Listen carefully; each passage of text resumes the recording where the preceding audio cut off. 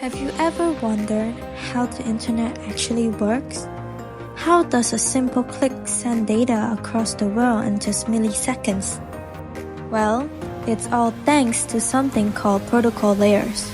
In this video, we're breaking down the magic behind computer networks, how different layers work together to make communication seamless. From sending a simple text message to streaming your favorite show, every action follows a structured process. So, let's dive into the world of protocol layers and network services.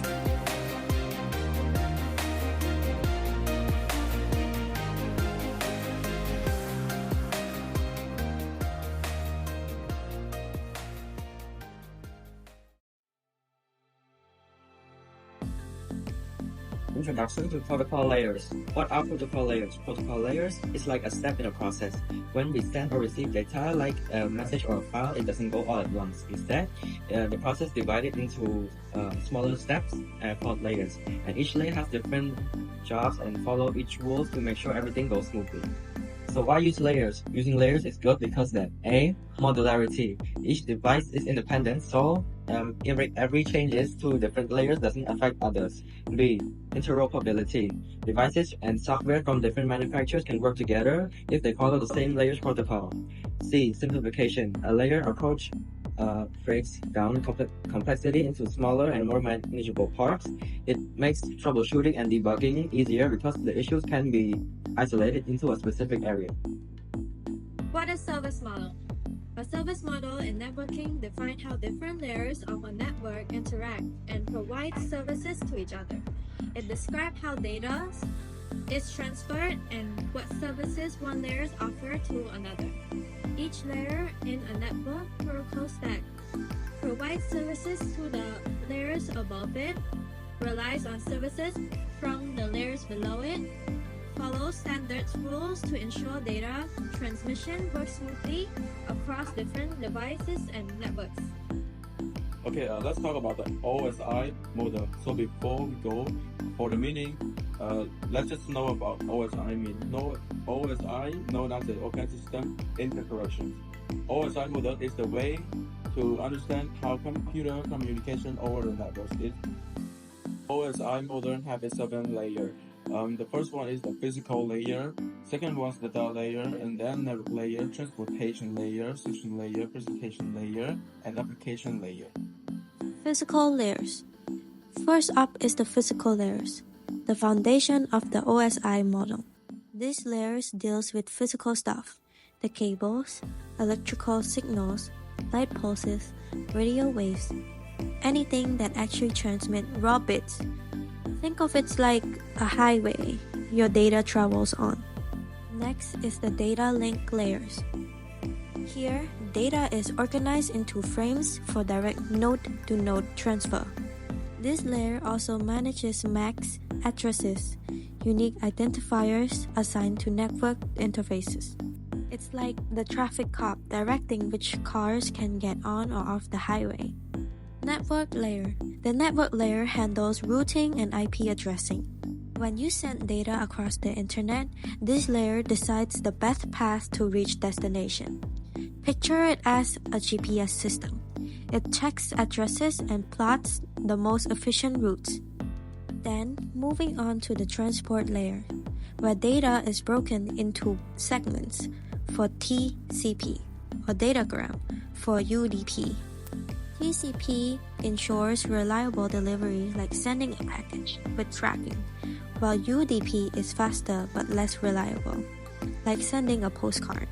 The transport layers keeps tracks of what was sent and ensure it was all arrived in order. The session layers is all about establishing, managing, and terminating sessions between devices. Think of it like a phone call. You dial in, have your conversation, and then hang up when you're done. The session layers make sure the call stays connected until you end it. Presentation layers. The presentation layer is sometimes called the translator layer. It takes data and converts it into a format that the application can understand, handling tasks like encryption, compression, and decryption. If your data needs to be displayed or encrypted, The presentation layers is on it. And finally, we reach the application layers, the layers closest to the end user. This is where apps like web browsers, email clients, and file transfer program operates. When you type a message or browse a web, the application layer is what you see and interact with. So what is TCP or IP model? TCP or IP model is referring to Transmission Control Protocol. Is a system that helps computers communicate over a network. Like the internet, it also explains how the data moves from one device to another. This model has 4 layers, each with a different job. These layers help make sure the data is efficiently, safely, and correctly between devices. The TCP or IP is simpler than the OSI model, which has 7 layers. It is widely used for internet communication. A. Application layers. B. Transport layers. C. Internet layers. D. Network interface layer. First up is the application layer. This is where your app, like web browsers, email clients, and file transfer tool, live. It uses protocols like HTTP, FTP, and SMTP. Think of it as the front door of the internet where you, the user, interact. It doesn't handle the nitty-gritty details of how data transmitted. It just knows it needs to send or receive something. The next time you send messages or load a website, remember these layers are working behind the scenes to make it happen.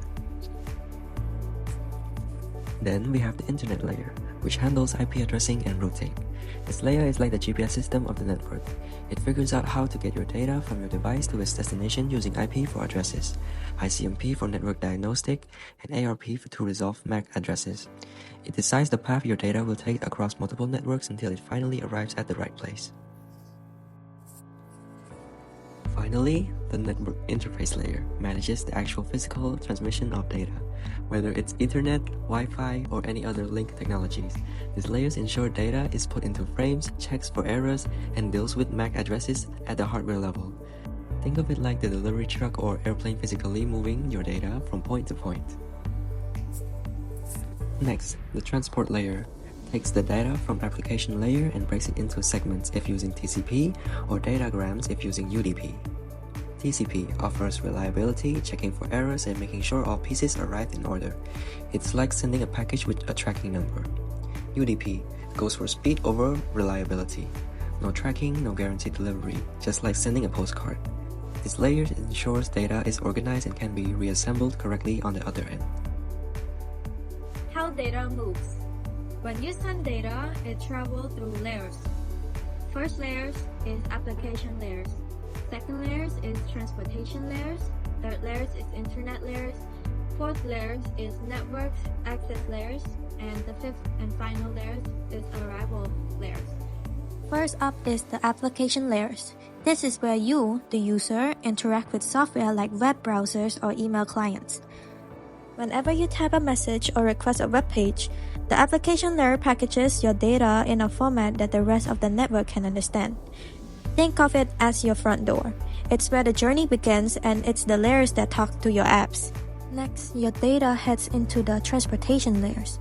Its main job is to chop the data into smaller chunks called segments, or sometimes datagrams, depending on the protocols, and make sure each chunks arrive in the correct order. Protocols like TCP ensure reliability. If anything goes missing, it resends. Meanwhile, UDP is faster but doesn't guarantee perfect delivery. Think of this layer as a logistics team working sure each package is labeled and shipped properly. Internet layers. Now these data segments are handed off to the internet layers, home to IP address and routing. This layer figures out the best path through the networks to reach the destination. It slaps on an IP headers with source and destination addresses, then sends your data along. Imagine a postal system. It checks the address and routes your packages through the most efficient path, whether you're sending data across the street or around the world. Network access layer. We have the network access layer, the layer closest to the actual hardware. It deals with MAC addresses, Ethernet, Wi-Fi, and everything that physically transmits your data as electrical signals, like pulses or radio waves. It's like the delivery truck or plane physically transporting your packages from point A to point B. Finally, arrival. Once all these layers have done their job, your data arrives at its destination. The process then goes in reverse, peeling off each layer's header to rebuild the original message. This final step is like opening your mailbox and finding your package safe and sound. Mission accomplished. So this system makes sure that data moves correctly and quickly between devices. Why are protocol layers and service models are important in the real world? Protocol layers and service models simplify networking by organizing communication system efficiently. Their importance is highlighted by key factors. First, modularity and simplicity. Second, interoperability. Third, scalability. Fourth, flexibility. Fifth, error handling. Sixth, security. And the last one is performance. Modularity and simplicity. Why it matters? Breaking down complex systems into smaller parts made it easier to manage and fix problems. Example, if a web application needs an update, developers can change just the application layer like HTTP without touching the underlying layers like TCP or IP. Second, interoperability. Why it matters? Different devices and systems can work together if they follow the same protocols. Example, a smartphone from one brand can send email to computer from another brand because they both use the same email protocols. Third, scalability. Why it matters? System can grow and adapt without needing a complete redesign. Example, when the internet needed more addresses, IPv6 was introduced. This change was made at the network layer, allowing existing applications to continue working. Fourth, flexibility. Why it matters? New technologies can be added without disrupting everything else. Example, the new QUIC protocol improved web performance without changing how the internet works at a basic level. Fifth, error handling.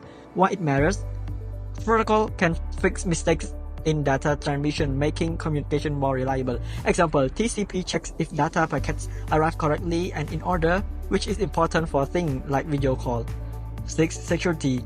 Why it matters? Different layers can add security feature to protect data. Example, HTTPS use encryption to keep your online shopping information safe while it travels over the internet. 7. Performance. Why it matters? Each layer can optimize its function to improve overall speed and efficiency. Example, CDNs, content delivery networks, store copies of websites closer to user, making them load faster. And that's how data travels across the internet, like a well-coordinated relay race, where each layer has its own special job. From preparing the data at the start line, to routing it around the world, to handling it off at the finish line. These layers make sure everything arrives fast, secure, and exactly where it needs to go. In conclusion, data travel through multiple layers in the network, with each layer handling a specific task like preparing, routing, and sending data. This process ensures that data reach its destination correctly, efficiently, and securely, making everything work smoothly when we use the internet. Thanks for tuning in. Until next time, happy browsing everyone!